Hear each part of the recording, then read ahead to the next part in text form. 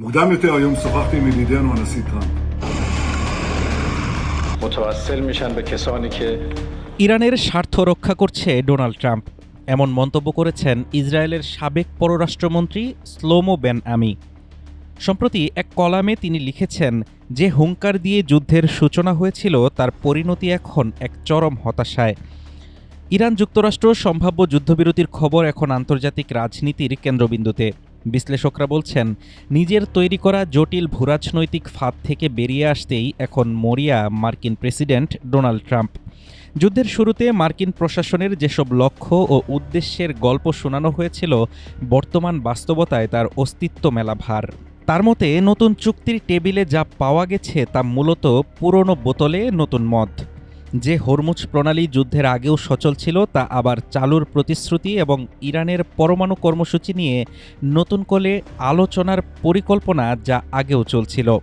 তবে এই সীমিত লক্ষ্য অর্জনও এখন সুদূর পরাহত, আর এর মূল কারণ লেবাননে ইসরায়েলের আগ্রাসন।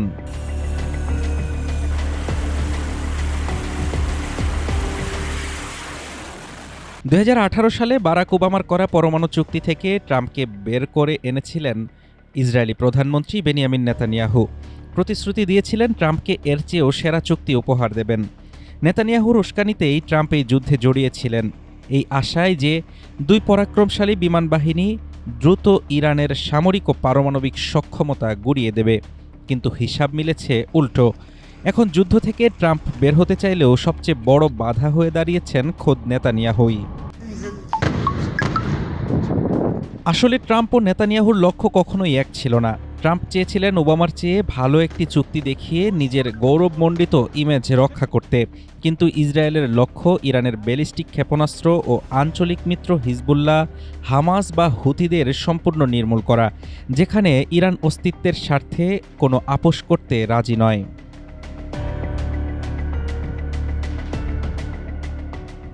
যুদ্ধ দীর্ঘায়িত হওয়ায় ট্রাম্পের জনপ্রিয়তায় ধস নেমেছে, ফলে ইসরায়েলের স্বার্থ বিসর্জন দিতেও দ্বিধা করছেন না তিনি, যেমনটা ইঙ্গিত দিয়েছেন মার্কিন ভাইস প্রেসিডেন্ট জেডি ভ্যান্স।